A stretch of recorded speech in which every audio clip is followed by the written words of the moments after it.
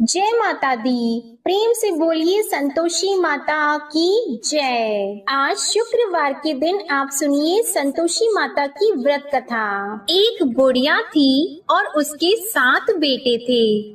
6 बेटे कमाने वाले थे और एक बेटा निकम्मा था। बुढ़िया माँ 6 पुत्रों की रसोई बनाती, भोजन कराती और पीछे से जो कुछ बचता वो 7वें पुत्र को दे देती। परंतु वह बड़ा भोला भाला था, मन में कुछ विचार नहीं करता था। एक दिन वह अपनी बहू से बोला, देखो मेरी माता का मुझ पर कितना प्रेम है। वह बोली, क्यों नहीं, सबका झूठा बचा हुआ तुमको खिलाती है। वह बोला, ऐसा भी हो सकता है क्या? मैं जब तक आंखों से न देखूं मान नहीं सकता। बहू ने हंसकर कहा, देख लोगी तब तो मानोगी। कुछ दिन बाद बड़ा त्योहार आया। घर में 7 प्रकार के भोजन और चूरमा के लड्डू बने। वह जांचने को सर के दर्द का बहाना कर पतला कपड़ा सिर पर ओढ़कर रसोई घर में सो गया और कपड़े में से सब देखता रहा। 6 भाई भोजन करने आए। उसने देखा माँ ने उनके लिए सुंदर सुंदर आसन बिछाए, 7 प्रकार की रसोई परोसी। वह आग्रह करके जिमाती रही, वह देखता रहा।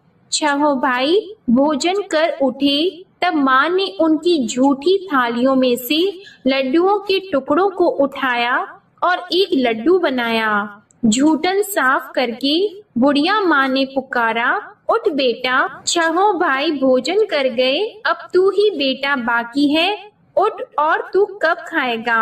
वह कहने लगा, माँ मुझे भोजन नहीं करना, मैं परदेश जा रहा हूँ। माता ने कहा, कल जाता तो आज ही जा। वह बोला, हाँ हाँ आज ही जा रहा हूँ। यह कहकर वह घर से निकल गया। चलते समय उसे बहू की याद आई। वह गौशाला में कंडे थाप रही थी। वह उसे जाकर बोला कि मेरे पास तो कुछ नहीं है, यह अंगूठी है, सो ले लो और अपनी कुछ निशानी मुझे दे दो। वह बोली कि मेरे पास क्या है, यह गोबर भरा हाथ है। यह कहकर उसकी पीठ में गोबर के हाथ की थाप मार दी और वह चल दिया। चलते चलते दूर देश में पहुंचा। वहां पर एक साहूकार की दुकान थी। वहां जाकर बोला, भाई मुझे नौकरी पर रख लो। साहूकार को नौकर की जरूरत थी। साहूकार उससे बोला, तू नौकरी पर रह जा। लड़के ने पूछा, तनख्वाह क्या रहेगी? साहूकार ने कहा, काम देखकर दाम मिलेंगे। साहूकार की नौकरी मिल गई।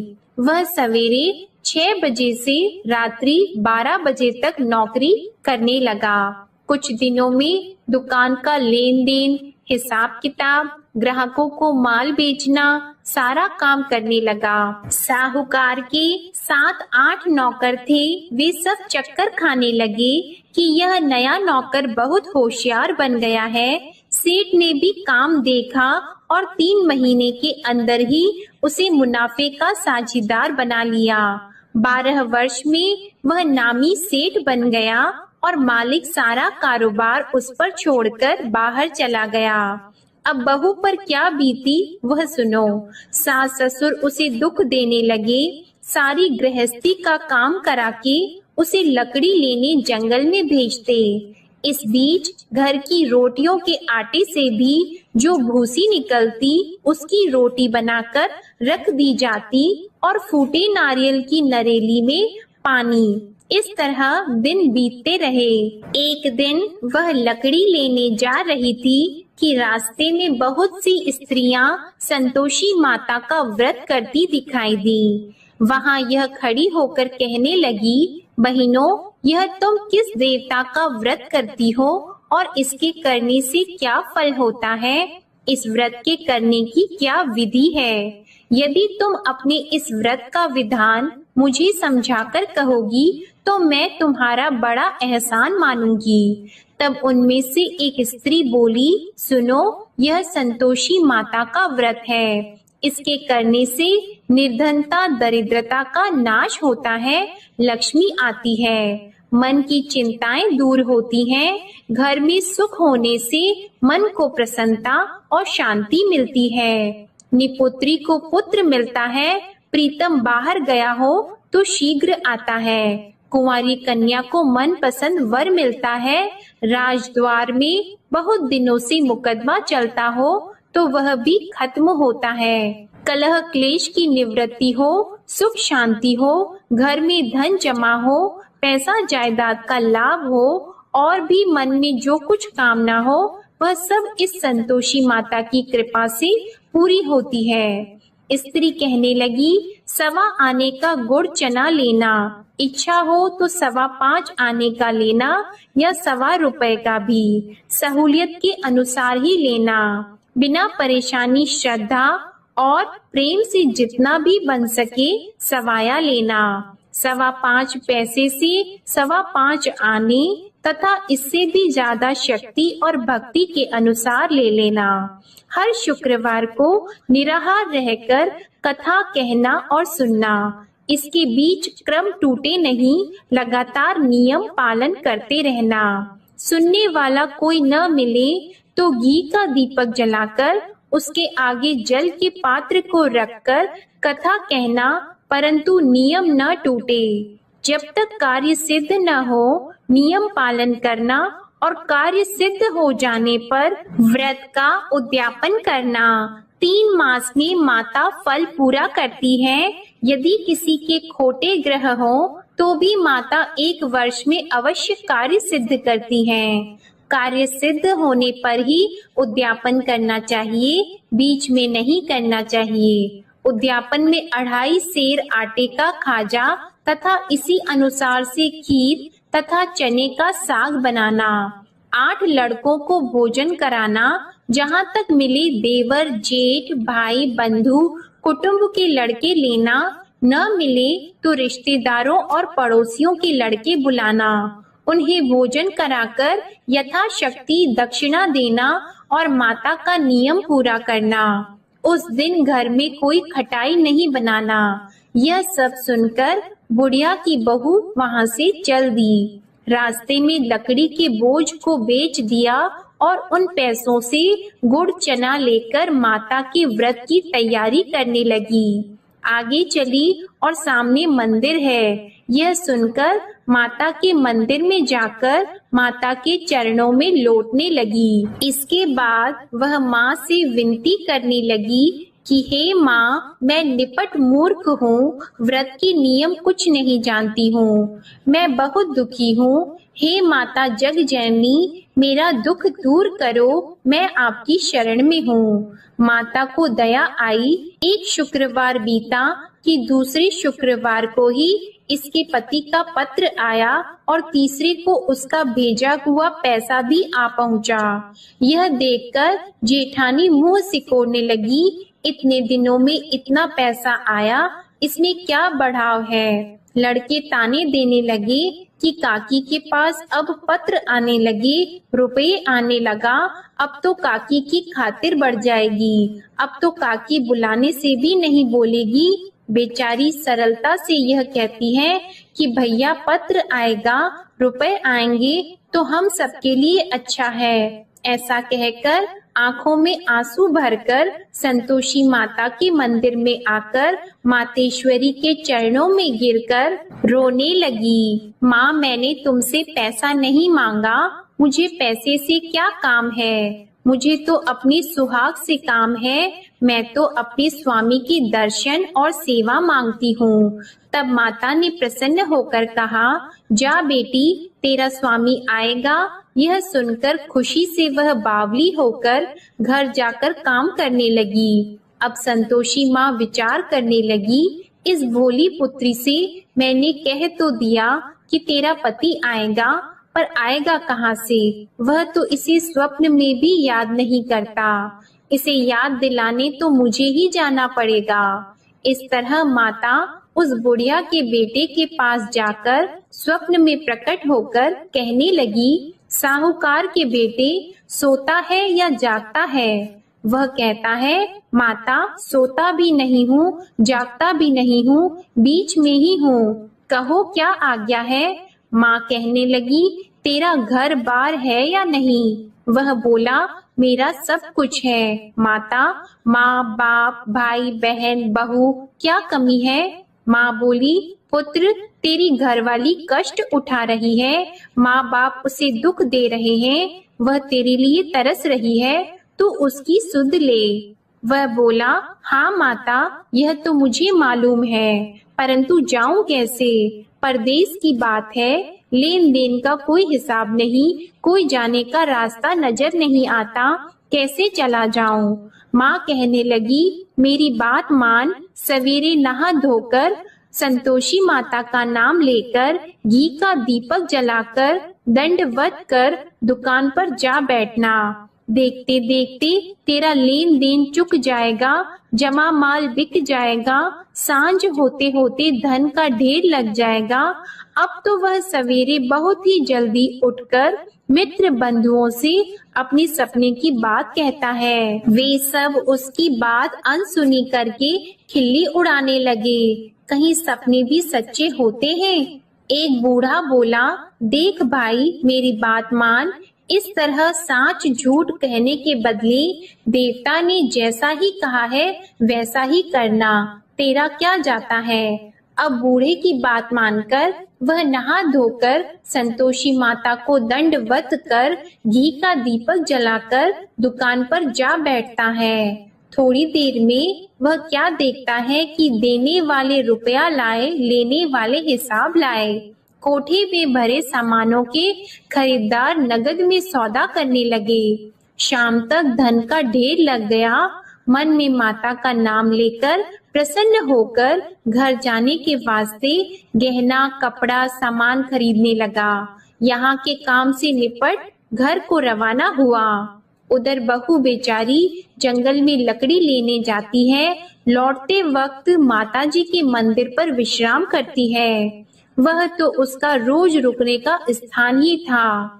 दूर धूल उड़ती देखकर वह माता से पूछती है, हे माता, यह धूल कैसे उड़ रही है? माँ कहती है, हे पुत्री, तेरा पति आ रहा है, अब तू ऐसा कर, लकड़ियों के 3 बोझ बना ले, एक नदी के किनारे रख, दूसरा मेरे मंदिर पर और तीसरा अपने सिर पर रख। तेरे पति को लकड़ी का गट्ठा देकर मोह पैदा होगा, वह यहाँ रुकेगा, नाश्ता पानी बनाकर खाकर माँ से मिलने जाएगा।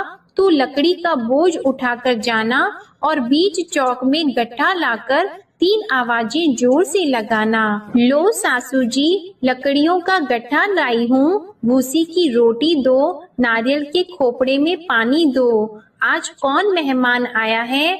माँ की यह बात सुनकर वह बहुत अच्छा माता जी कहकर प्रसन्न मन होकर लकड़ियों के 3 गट्ठे ले आई। एक नदी के तट पर एक माता के मंदिर पर रखा। इतने में ही वह मुसाफिर आ पहुंचा। सूखी लकड़ी देखकर उसकी इच्छा हुई कि अब यहीं निवास करें और भोजन बनाकर खा पीकर गांव जाएं। इस प्रकार भोजन बनाकर विश्राम लेकर गांव को गया। उसी समय बहू सिर पर लकड़ी का गट्ठा लिए आती है। उसे आंगन में डालकर जोर से 3 आवाज देती है, लो सासू जी, लकड़ी का गट्ठा लो, भूसी की रोटी दो, नारियल के खोपड़े में पानी दो, आज कौन आया है? यह सुनकर उनकी सास अपने दिए हुए कष्टों को भुलाने हेतु कहती है, बहू ऐसा क्यों कहती हो? तेरा मालिक ही तो आया है, बैठ, मीठा भात खाकर कपड़े गहने पहन। इतने में आवाज सुनकर उसका स्वामी बाहर आता है और अंगूठी देखकर व्याकुल हो जाता है। माँ से पूछता है, माँ यह कौन है? माँ कहती है, बेटा ये तेरी बहू है। आज 12 वर्ष हो गए जब से गया है, तब से सारे गांव में जानवर की तरह भटकती फिरती है। काम काज घर का कुछ करती नहीं, 4 समय आकर खा जाती है। अब तुझे देखकर भूसी की रोटी और नारियल के खोपड़े में पानी मांगती है। वह लज्जित होकर बोला, ठीक है माँ, मैंने इसे भी देखा और तुम्हें भी। अब मुझे दूसरे घर की चाबी दो तो मैं उसमें रहूंगा। ठीक है बेटा, जैसी तेरी मर्जी। यह कहकर माँ ने चाबी का गुच्छा उसे दे दिया। उसने लेकर दूसरे कमरे को खोलकर सारा सामान जमाया और एक दिन में ही वहां राजा के महल जैसा ठाट बाट बन गया। अब क्या था, वह सुख भोगने लगी। इतने में अगला शुक्रवार आया। उसने अपने पति से कहा, मुझे माता का उद्यापन करना है। उसका पति बोला, बहुत अच्छा, कर लो, अपनी खुशी से यह भी कर लो। तुरंत ही वह उद्यापन की तैयारी करने लगी। जेठ के लड़के को भोजन के लिए कहने लगी। उसने मंजूर किया, परंतु पीछे जेठानी अपने बच्चों को सिखाती है, देखो भोजन के समय सब लोग खटाई मांगना, जिससे इसका उद्यापन पूरा न हो। लड़के खाना खाने आए, खीर पेट भरकर खाई, परंतु बात याद आते ही कहने लगे, हमें कुछ खटाई खाने को दो, खीर खाना हमें भाता नहीं, यह देखकर अरुचि होती है। बहू कहने लगी, खटाई किसी को नहीं दी जाएगी, यह तो संतोषी माता का प्रसाद है। लड़के उठकर खड़े हुए और बोले, पैसे लाओ। भोली बहू कुछ जानती नहीं थी, सो उन्हें पैसे दे दिए। लड़के उसी समय उठकर इमली लेकर खाने लगे। यह देखकर बहू पर माता ने कोप किया। राजा के दूत उसके पति को पकड़कर ले गए और जेठ जेठानी मन माने खोटे वचन कहने लगे। लूट लूट कर धन इकट्ठा कर लाया था, सो राजा के दूत उसे पकड़कर ले गए हैं। अब सब मालूम हो जाएगा जब जेल की रोटी खाएगा। बहू से यह वचन सहन नहीं हुआ। रोती रोती माता के मंदिर में गई और बोली, हे माता, तुमने यह क्या किया? हंसाकर क्यों रुलाती हो? माता बोली, पुत्री, तूने उद्यापन करके मेरा व्रत भंग किया, इतनी जल्दी सब बातें भुला दी। वह कहने लगी, माता, भूली तो नहीं हूँ, न कुछ अपराध किया है, मुझे तो लड़कों ने भूल में डाल दिया, मैंने भूल से उन्हें पैसे दे दिए, मुझे क्षमा करो माँ। माँ बोली, ऐसी भी कहीं भूल होती है? वह बोली, माँ मुझे माफ कर दो, मैं फिर तुम्हारा उद्यापन करूंगी। माँ बोली, अब भूल मत करना। वह बोली, अब भूल नहीं होगी माता, अब बताओ वे कैसे आएंगे? माँ बोली, जा पुत्री, तेरा मालिक तुझे रास्ते में ही आता मिलेगा। वह निकली, रास्ते में पति आता मिला तो उसने पूछा, तुम कहाँ गए थे? वह कहने लगा, इतना धन जो कमाया है उसका टैक्स राजा ने मांगा था, वह भरने गया था। वह प्रसन्न होकर बोली, अच्छा हुआ, अब घर चलो। कुछ दिन बाद फिर शुक्रवार आया तो वह बोली, मुझे माता का उद्यापन करना है।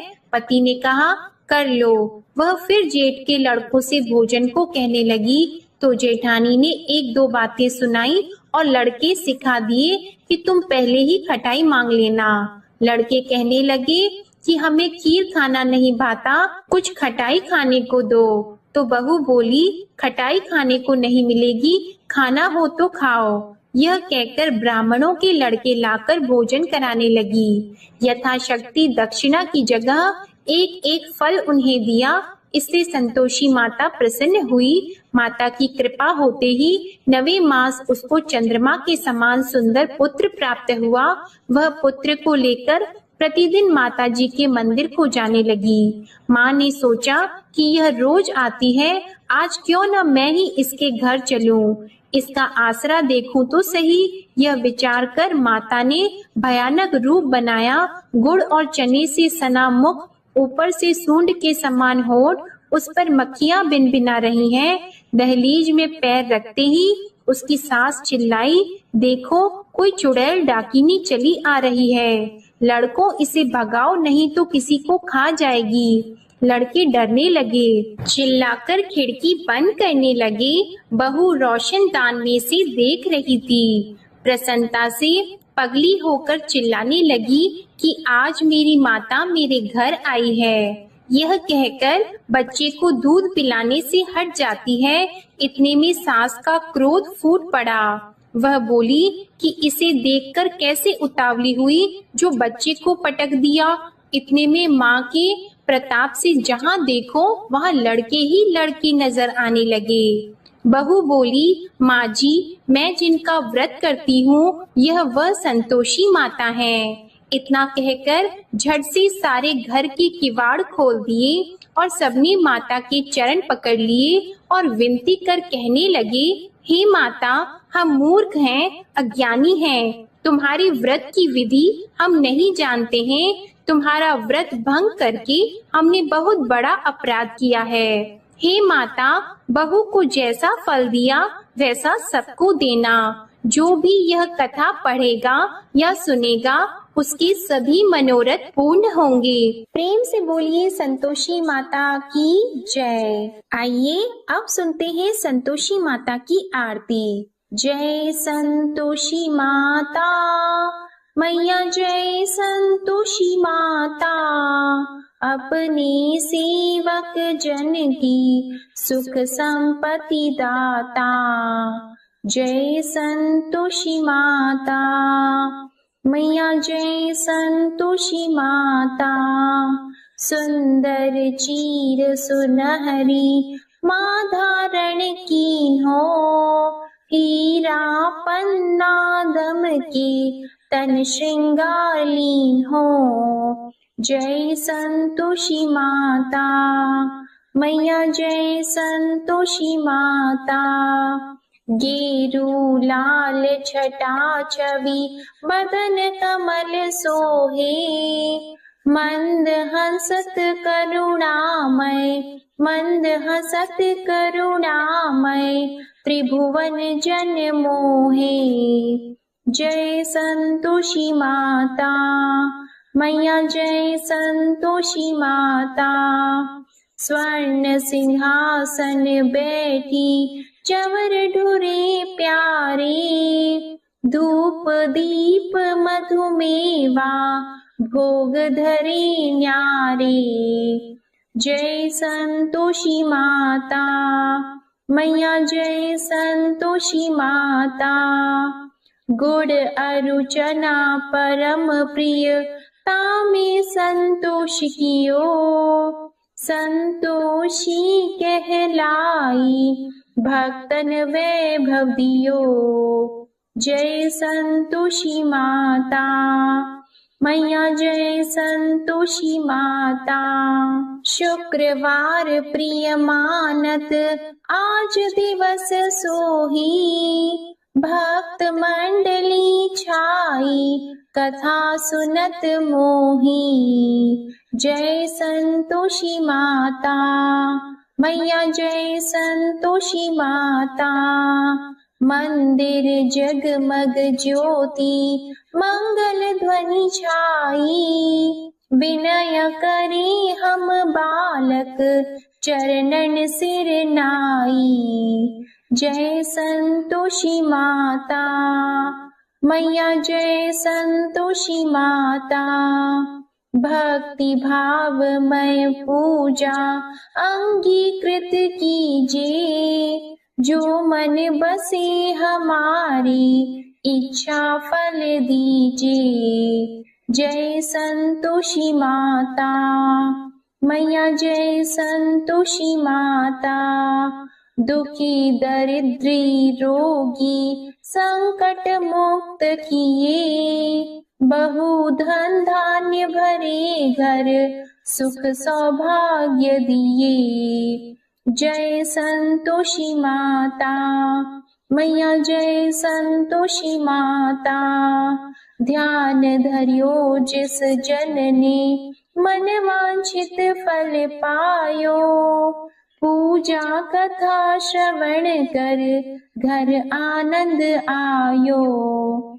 जय संतोषी माता मैया, जय संतोषी माता, शरण गहे की लज्जा राखियो जगदम्बे, संकट तू ही निवारे दयामयी अम्बे। जय संतोषी माता मैया, जय संतोषी माता, संतोषी माँ की आरती जो कोई नर गावे, रिद्धि सिद्धि सुख संपत्ति जी भर कर पावे। जय संतोषी माता मैया, जय संतोषी माता, जय संतोषी माता। प्रेम से बोलिए संतोषी माता की जय। आपको आज की कथा पसंद आए तो वीडियो को लाइक करके चैनल को जरूर सब्सक्राइब करिएगा और कमेंट में संतोषी माता की जय भी जरूर लिखिएगा। इसी के साथ आज आप हमारे चैनल पर माघ मास महात्म्य की कथा को भी जरूर सुनिएगा। प्रेम से बोलिए संतोषी माता की जय।